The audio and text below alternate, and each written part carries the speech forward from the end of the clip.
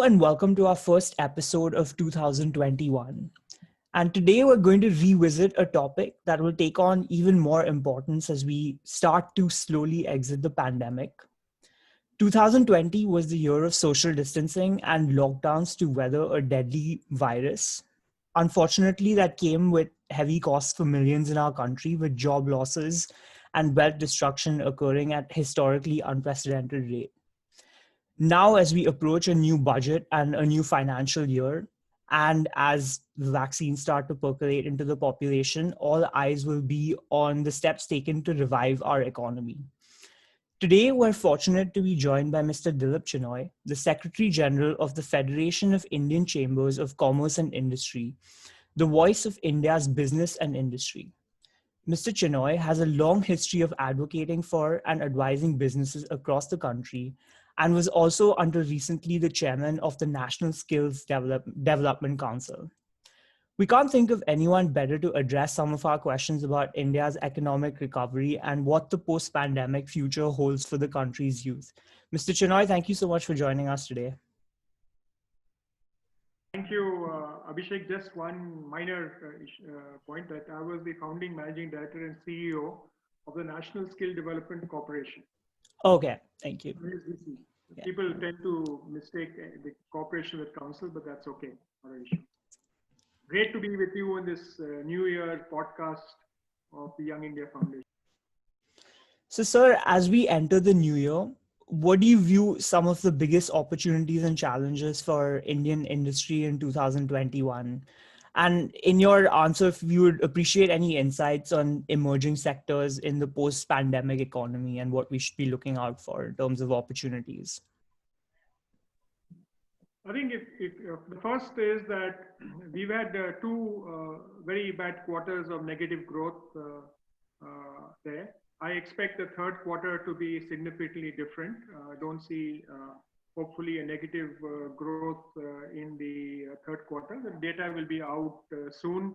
We've just heard that the GST collections actually exceeded 1.5 lakh crores, the highest ever that it has been done. So the different macro level indicators are actually showing that the economy is on the path to recovery. Many people are talking about a V-shaped recovery, but there is, a kind of view within some sectors that some of the services sectors, and for example, even now, flights are not operating to full capacity, hotels are not operating to full capacity. Many restaurants are relocating with places where they have to pay lower rentals, and the real estate sector is actually facing some challenges. So you will see some of the sectors which are the service-related structure, which are the meeting intensive or physical impact intensive exhibitions, meetings, tourism, etc. Take a longer time to revive, but the other sectors will revive very, very quickly. The areas that are seeing tremendous interest from the young generation now is career in life sciences, because this whole pandemic issue in the health and life sciences is suddenly seen as a huge opportunity for people to make a mark, right? Whether it is even startups who pivoted their businesses to address applications of proximity or applications of tracking or setting up delivery infrastructure or any contactless payment, contactless deliveries, even young people pivoting their textile businesses or self-help groups pivoting their businesses to make masks, PPE suits, ventilators, etc. So in the whole space like this, there was a huge opportunity. The second great opportunity is in the digital space, because during the COVID pandemic, the digitization was not driven by the CEO, the CTO, or the CIO. It is the pandemic which drove digitization. And as companies start to mainstream digitization into their companies, so you require a lot of young people with digital capabilities. You require new digital products and services, whether it's learning management systems for schools or education systems, or whether it is even the CoWIN kind of the tracker for vaccination. So there's a whole lot of digital opportunities. You talk of the sector, there's a digital opportunity there, and this is a huge opportunity for disruption going forward. We expect that the growth will be, at least in the next quarter, be positive. Although for the year, the indications are most of the agencies, global agencies, that will end up the year as negative. But I think that being said, there is still an opportunity to prove these people a bit wrong. But it means that we need to get a 20-25% growth in the fourth quarter. But let's see how it goes. Now, a lot of the questions that we got in preparation of the show related to job creation and employment generation. So, as you know, over the past few years, even pre-pandemic, our employment generation was not keeping track to the required amount. And obviously, the pandemic caused historic job losses. Some of them have come back as and when the economy has opened.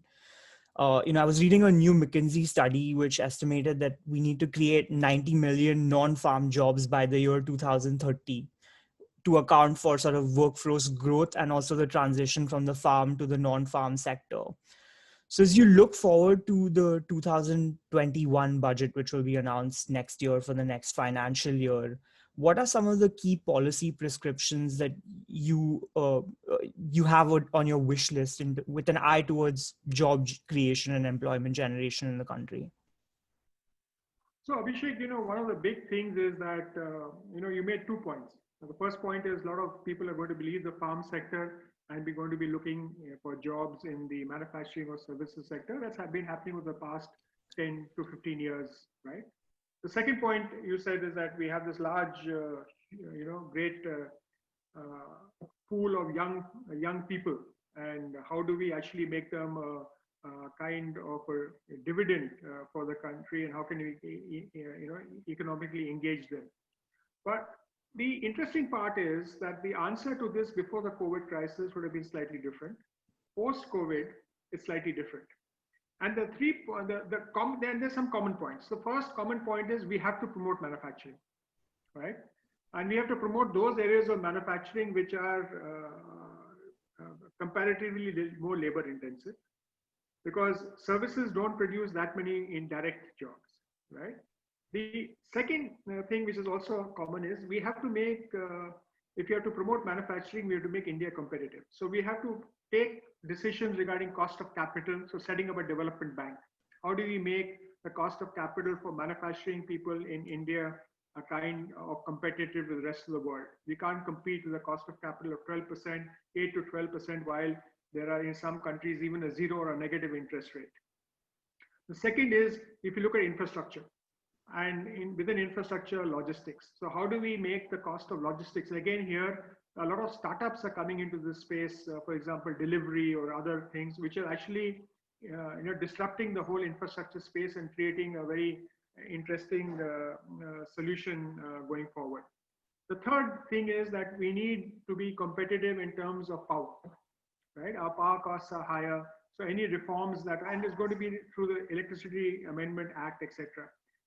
The fourth area we need to look at is the entire thing of the cost of doing business. There's a focus on the ease of doing business, but we can't compete with countries where it costs 1/3 the cost to move goods. Power is one half the cost. Other compliance issues are non-existent in some cases, or 1/10 the cost, etc. So the other thing we like to see in this is that reducing the cost of doing business.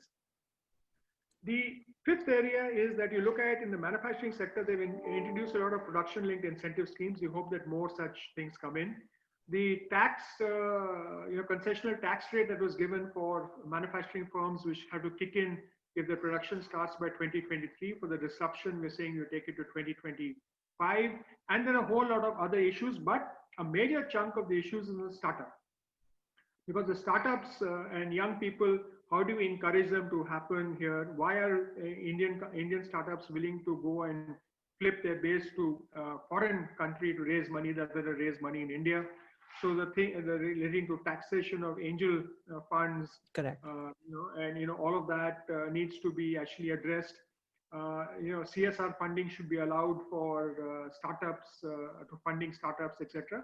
These are some of the things that we are actually talking about. But the finance minister has said that she's inviting suggestions from everybody. So each one of you can give suggestions to the finance minister. And she has promised that she'll take all the suggestions into view and really, make it the historic budget that it is there. But fundamentally, three issues: make India competitive, Right. create the infrastructure, enable long-term project finance at low rates, promote innovation and R&D. That had actually gone out of the radar screen, but the pandemic has actually brought back this focus on innovation and R&D. I want to quickly follow up here because the government has also taken certain key reforms over the past year itself. And, for years, industry has been clamoring for factor market reforms in terms of land, labor, etc. And, we haven't had a major land bill overhaul in a while now, but we did have some labor laws passed. I just want you to touch upon what the industry view on some of those changes were at the state level, essentially. No, I think the three things happened in the labor space. One is that the new labor codes got approved. Right. Second is to address the pandemic issues.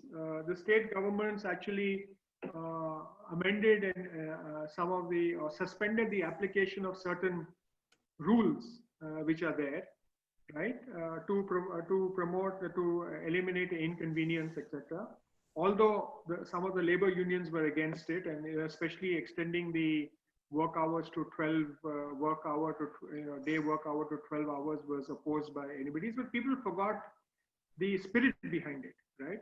The spirit was that, you would not know the labor laws actually prescribe the number of bathrooms there must be there, the number of canteen seats that must be there. There must be a schedule.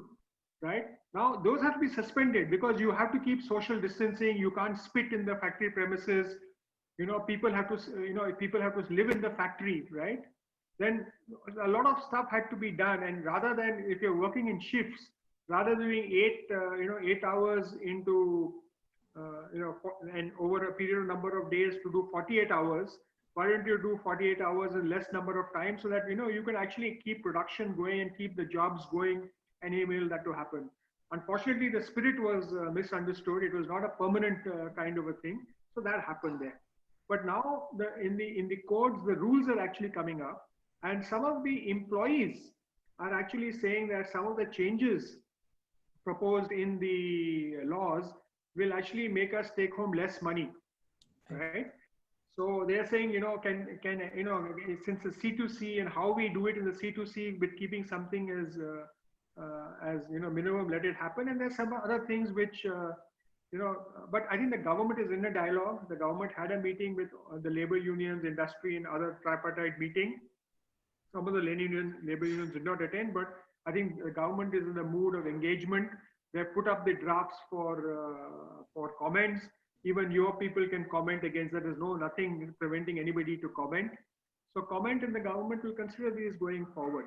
But in another way, the number of reform steps that have been announced and actually executed from February 1 of last year till date are perhaps more that have been ever done in any one calendar year since independent India. Thank you for that response, sir. More of a personal question now. Could you please elaborate on your time as the MD and CEO of the National Skill Development Corporation? And how do you think this role ties in with post-COVID recovery and long-term prospects for the Indian market? Yeah, thanks, Arya, for that question. If you look at it, see, one of the things that we were advocating in NSDC, and they still are advocating, was that for every job role, you need to develop a competency matrix. So how do you actually signal what is to the educational and training institutions, what are the competencies that the employers are looking in that particular area?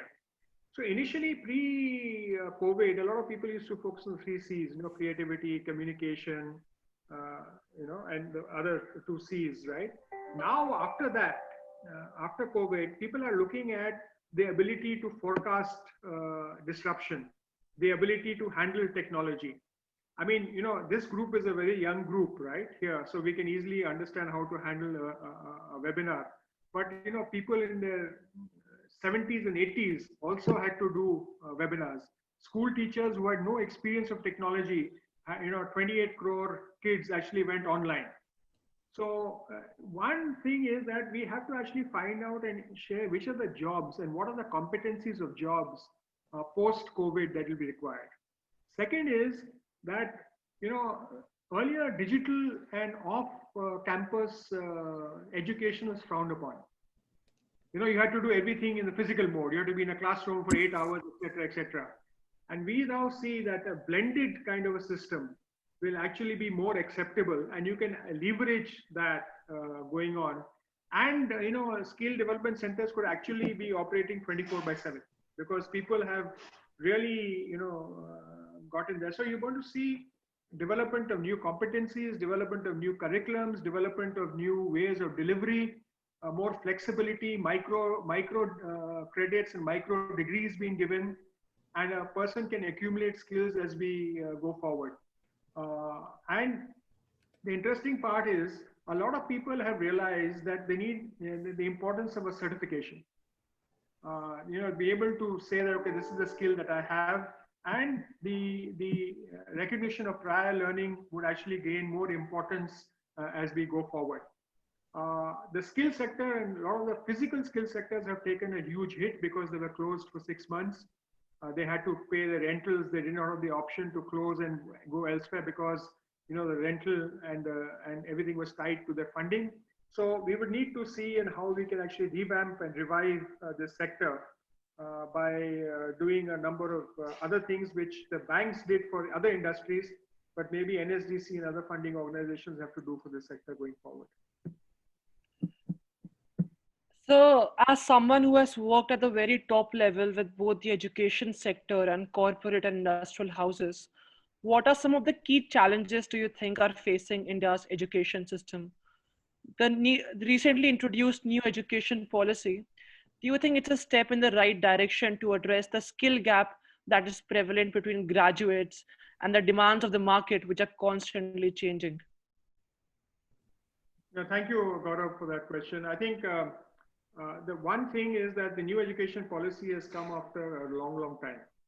The second is that the new education policy was framed after a huge iterative process and consultative process across different stakeholders, more than 2 lakh stakeholders and many, many organizations, etc. The biggest challenge going forward is actually to take the NEP and execute it on the ground. So whatever has been, how do you go into a multidisciplinary course? How do you go into, a 4-year, a 4-year graduate program? How do you enable the flexibility to move in and out of the system? Because, the Indian ethos is that the moment the person finishes school, the parents want him to finish college in one go, right? And as quickly as possible, and then take up a master's or, appear for examination and then be on his way to earning a career. And the whole thing of taking a break and, the liberal perspective and all is not well understood here. So that executing that on the ground, and that means, the teachers and the professors have to actually re-evaluate themselves. And one thing that the COVID has done has actually created a learning management system, education institute management system digitally, which if you try to introduce in a normal way without COVID would have been very difficult to do because everybody would objected to it. But now that you have the system, just taking it forward and mainstreaming what we have taken all the gains in this and mainstreaming it going forward and really executing every element, whether it's the school element, the preschool element, or the postgraduate element, and the connect between industry and academia, that is going to be the challenge going forward. It is work in progress. The government has set up teams, mainly with the university vice chancellors to enable it to execute. At the school level also it is being done. But teachers and professors and, they are among the most underrated people in our system, but they do a lot of good work. And how do we enable them to be more effective? How do we create a whole learning ecosystem in schools and colleges is the challenge going forward. And again, related to my last answer, how do the employers signal to the education system what are the types of people that they want, including a research. Today, if you do a master's, whether you want to do research or you want to sit for the IAS, or whether you want to teach or whether you want to work, you follow the same curriculum. But in future, since the competencies will differ, you can select and choose the subjects and the things that you want to do, and keeping the physical infrastructure in pace with that will be the other challenge. Sir, what role do you think public-private partnership has in building a research-oriented community, and how can the corporate sector help in promoting ingenuity and creativity among college and school students? So, first of all, if you look at different sectors, how you define a public-private partnership differs. In the education sector, it could be that the government provides certain incentives in terms of cost of land and recognition of a school. The private entrepreneur gets in, his capital, and he sets up that school, and the public actually collaborate and how to run the school and take it forward. That's a public-private partnership in the education space. In the health, it could be that the government has got a healthcare center. A private sector entity comes in and runs the healthcare sector.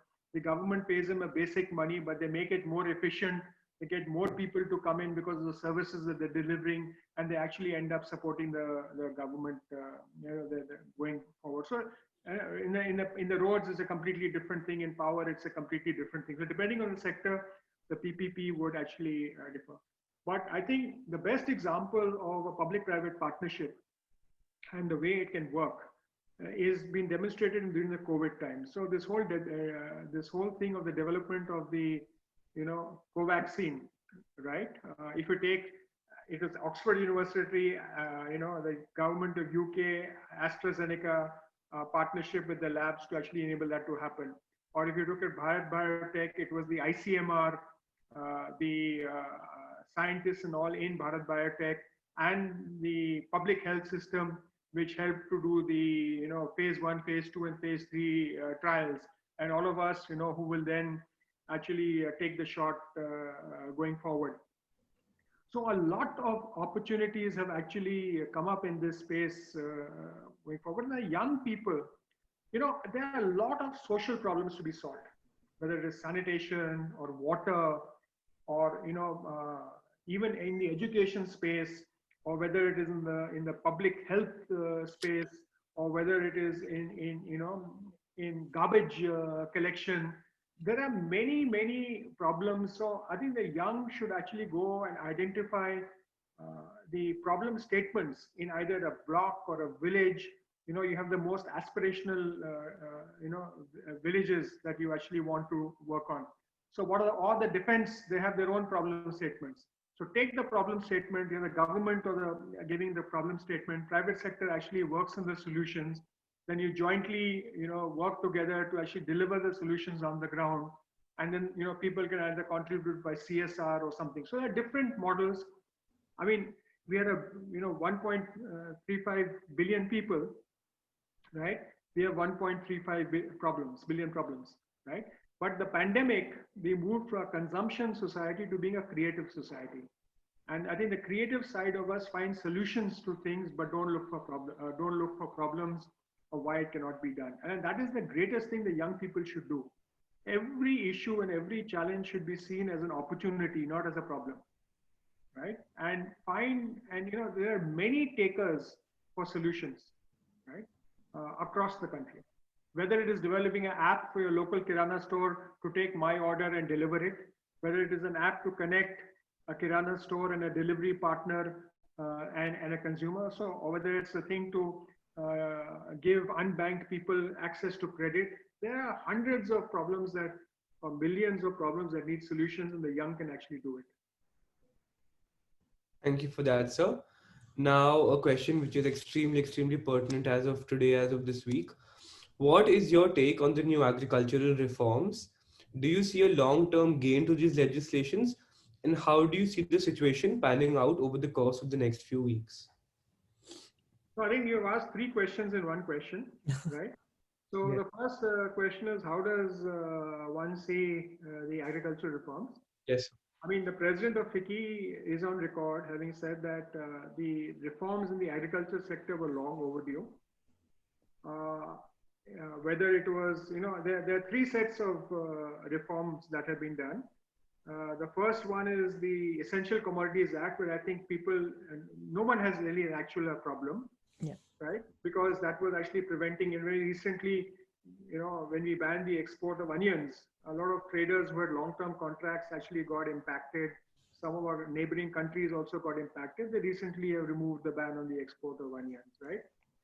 So the whole Essential Commodity Act in terms of stocking and storage and all the changes that they put is a very welcome step. I think there's no major disagreement there.